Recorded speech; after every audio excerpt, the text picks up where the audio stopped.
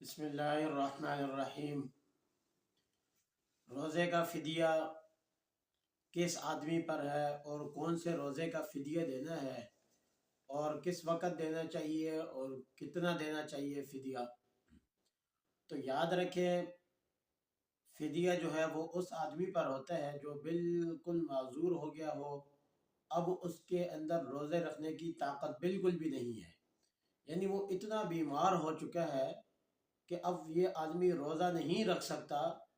اگر اس کو ایسی بیماری لگ گئی ہے کہ اس کو پتہ ہے کہ یہ میری بیماری چند دنوں میں ٹھیک ہو جائے گی، یا 5 ماہ میں 6 ماہ میں یہ میری بیماری ٹھیک ہو جائے گی، تو پھر یہ جو روزے چھوڑ رہا ہے اس کا یہ فدیہ ادا نہیں کرے گا، بلکہ اس روزے کی قضا کرے گا۔ اگر ایک آدمی کو پتہ ہے کہ اب میرے ساتھ جو بیماری لگ چکی ہے یہ ایسی بیماری ہے کہ یہ کبھی ختم نہیں ہو سکتی، یا وہ ایسے بڑھاپے کو پہنچ چکا ہے کہ اب اس کے اندر روزہ رکھنے کی طاقت بالکل ختم ہو چکی ہے، اب یہ روزہ نہیں رکھ سکتا، تو ایسے آدمی پر پھر فدیہ آتا ہے۔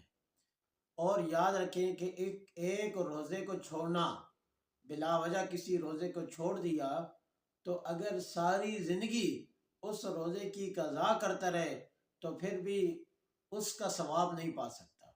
اللہ نے رمضان کے مہینے کا جو روزہ رکھا ہے اس کا بڑا ہی اجر ہے، اللہ کے ہاں بہت اجر ہے اس کا۔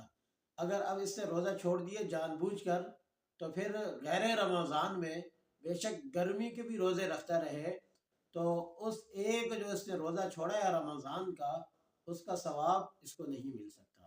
اللہ نے اس کا بڑا اجر رکھا ہے، تو اس لیے جان بوجھ کر روزہ چھوڑنا یہ بالکل مناسب نہیں ہے۔ اللہ تعالیٰ کے ہاں یہ آدمی کافی گناہ گار ہے، کیوں کہ اللہ نے روزے فرض کی ہیں، فرض روزہ جو چھوڑ دے گا وہ اللہ کے نزدیک بہت زیادہ گناہ گار ہے۔ تو اس لیے روزوں کو چھوڑنا یا تراویح کو مستقل طور پہ چھوڑ دینا یہ بھی گناہ گار ہوگا، اس لیے کہ تراویح سنت ہے، اور صحابہ رضی اللہ تعالیٰ عنہ اجمعین وہ سنت کو سنت سمجھ کر کرتے تھے۔ آج ہم سنت کو سنت سمجھ کے چھوڑ دیتے ہیں، لیکن صحابہ وہ سنت کو سنت سمجھ کر کرتے تھے۔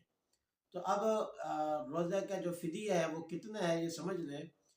ایک روزے کا جو فدیہ ہے وہ ایک مسکین کو 2 وقت کا کھانا کھلانا ہے۔ ایک مسکین کو 2 وقت کا کھانا کھلانے سے ایک روزے کا فدیہ ادا ہوگا۔ اب اس میں بہت ہی آسان طریقہ ہے، اس میں یہ نہیں ہے کہ آپ جس مسکین کو کھانا کھلا رہے ہیں اس کے لیے کوئی اچھے سے اچھا کھانے کا انتظام کریں، بلکہ نارمل کھانا، ایسا کھانا کہ جو کھانا آپ اپنے لیے پسند کرتے ہیں وہ کھانا اس مسکین کے لیے آپ بنوائیں۔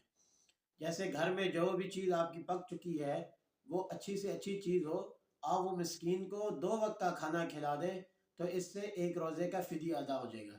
اسی طرح پھر اگر 2 روزے چھوٹ گئے یا 4 چھوٹ گئے، 10 چھوٹ گئے، تو جتنے روزے چھوٹ گئے اس کے بقدر وہ اس مسکین کو کھانا کھلاتا رہے۔ اور اب مسکین کہتے کیسے ہیں، مسکین کون ہوتا ہے؟ یہ جو اشاروں پہ مانگ رہے ہوتے ہیں یا گھروں میں آ کے مانگ رہے ہوتے ہیں، یہ عام طور پر مسکین نہیں ہوتے۔ مسکین وہ ہوتا ہے کہ جس کے پاس ایک وقت کے کھانے کے لیے ہے، دوسرے وقت کے کھانے کے لیے نہیں ہے اس کے پاس، اور وہ اپنی خواہشات کسی کے آگے اظہار بھی نہیں کرے گا۔ اس کے پاس یا اس کی آمدنی اتنی ہے کہ اس کے گھر کے اخراجات بہت زیادہ ہیں، جیسے بجلی کا بل ہو گیا، دودھ کا خرچہ ہو گیا، گھر میں راشن کا خرچہ ہو گیا، یہ خرچے اس کے بہت زیادہ ہیں، لیکن اس کی آمدنی کم ہے، تو یہ بھی آدمی مسکین میں شمار ہوتا ہے، اس کو بھی آپ فدیہ دے سکتے ہیں۔ اگر آپ نے ایک روزے کا فدیہ ادا کرنا ہے، کھانا نہیں کھلا سکتے، تو اس کی پھر دوسری صورت یہ ہے کہ گندم دے دیں۔ گندم بعض علماء کہتے ہیں کہ پونے دو کلو، اور بعض علماء کہتے ہیں کہ 2.25 کلو گندم دے دیں، لیکن جو بہتر ہے وہ یہی ہے کہ 2.25 کلو گندم ایک مسکین کو دے دیں۔ اب وہ جو گندم اس کو دینی ہے، بہتر طریقہ تو یہ ہے کہ اس کو روزوں سے پہلے پہلے دے دے، یعنی پتہ ہے کہ اب یہ تو روزے رکھ نہیں سکتا، تو رمضان سے پہلے پہلے اس کو یہ فدیہ دے دے۔ اس کے علاوہ آپ اگر گندم سے ہٹ کر کوئی چیز دینا چاہتے ہیں تو پھر کھجور آ جاتی ہے، کشمش آ جاتی ہے، یا جو آ جاتے ہیں۔ تو یہ جو 3 چیزیں ہیں، کھجور، کشمش اور جو، یہ تینوں آپ نے اس کو جو دینی ہے وہ 3.5 کلو، یعنی اس کا اس کا گندم کا ڈبل آپ نے اس کو دینا ہے، تقریباً 3.5 کلو یا 4 کلو آپ اس کو کھجور دیں یا کشمش دیں یا جو دیں۔ اس کے پیسے اگر دینا چاہیں تو پیسے بھی دے سکتے ہیں، 2.25 کلو کے اعتبار سے یا 2.25 کلو گندم کے اعتبار سے حساب لگوا کے آپ اس کو پیسے بھی دے سکتے ہیں۔ مطلب یہ ہے کہ اس کی مسکین کی ضرورت پوری ہو جائے۔ اب اس کی ضرورت اگر کھانے سے پوری ہو رہی ہے وہ کھانے سے پوری کرے، اگر اس کی ضرورت گندم سے پوری ہو رہی ہے تو گندم سے پوری کر لیں، اگر اس کی ضرورت پیسوں سے پوری ہو رہی ہے تو آپ پیسوں کے ذریعے اس کی ضرورت پوری کر دیں۔ تو اگر آپ یہ اپنی زندگی ہی میں صدقہ روزے کا فدیہ دے دیں گے تو زیادہ اچھا ہے، نہ جانے مرنے کے بعد پیچھے ورثاء آپ کے روزے کا فدیہ ادا کریں نہ کریں۔ ہاں اگر بیماری زیادہ لگ چکی ہے تو پھر وصیت بھی کر لیں کہ میرے اتنے روزے رہ گئے، اتنے روزوں کا فدیہ دینا ہے۔ دیکھیں یہ جو روزہ کا فدیہ تھا یہ اس پر ہے جو بالکل روزہ نہیں رکھ سکتا، بالکل بیمار ہو گیا، لیکن جس نے جان بوجھ کے روزہ توڑ دیا تو اس پر کفارہ آئے گا۔ کفارہ یاد رکھیں کہ جو کفارہ ہے ایک ہوتی ہے قضا، ایک ہوتی ہے کفارہ۔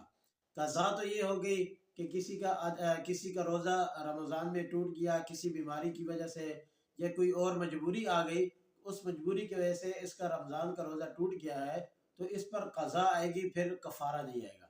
اگر کسی نے جان بوجھ کر روزہ توڑا ہے تو پھر اس پر کفارہ آئے گا۔ کفارہ یہ ہے کہ وہ 60 مسکینوں کو کھانا کھلائے یا پھر وہ 60 روزے لگاتار رکھے۔ ایک روزہ بھی اگر اس نے بیچ میں چھوڑ دیا تو اس کا وہ کفارہ ختم ہو جائے گا، بلکہ نئے سرے سے وہ 60 روزے رکھنا شروع کرے۔ اگر اس نے 60 روزے رکھنے شروع کر دیے، 2 روزے یا 3 روزے اس کے باقی رہ گئے ہیں، باقی سارے پورے ہو گئے ہیں، اب اس نے بیچ میں ایک دن کا ناغہ کر دیا تو پھر اس کو دوبارہ نئے سرے سے 60 روزے رکھنا شروع کریں گے۔ 60 روزے دوبارہ سے یہ رکھنا شروع کرے گا، وہ اس کا کفارہ ٹوٹ جائے گا۔ یا پھر وہ 60 مسکینوں کو کھانا کھلا دے۔ 60 مسکینوں کو کھانا کھلانا پھر وہی بات کہ اس میں کھانے میں یہ نہیں ہے کہ بہت ہی عمدہ قسم کا کھانا ہو، بلکہ درمیانہ کھانا ہو، جو کھانا آپ اپنے لیے پسند کرتے ہیں وہی کھانا اس کے لیے پسند کر لیں۔ تو یہ کفارے کا تھا، اور ساتھ فدیے کا کہ فدیہ یہ دینا بہت زیادہ ضروری ہے، لیکن ہر بعض لوگ ایسے ہوتے ہیں کہ وہ جان بوجھ کے روزہ چھوڑ دیتے ہیں، کہتے ہیں جی ہم تو فدیہ دے دیں گے، یا کوئی تھوڑی سی بیماری آ گئی، مختلف بیماریاں ہوتی ہیں، ان میں سے کسی کے سر میں درد ہو گیا، پیٹ میں درد ہو گیا، تو اس بیماری کی وجہ سے روزہ چھوڑ دیا کہ چلیں جی کوئی بات نہیں فدیہ دے دیں گے، تو ایسا کرنا ٹھیک نہیں ہے۔ بلکہ فدیہ اس آدمی پر ہوگا کہ جو بالکل اب روزہ نہیں رکھ سکتا، بالکل بوڑھا ہو چکا ہے، وہ اب روزے کا فدیہ دے گا۔ تو یہ چند مسائل تھے، ان کا اہتمام کریں، ان کو سمجھ لیں کہ فدیہ کس انداز سے دینا چاہیے، کس کو دینا چاہیے، اس کا خاص خیال رکھیں کہ فدیہ کس تک پہنچانا چاہیے۔ ایک محتاج جو ضرورت مند ہے اس تک فدیہ آپ پہنچائیں۔ اللہ تعالیٰ عمل کرنے کی توفیق عطا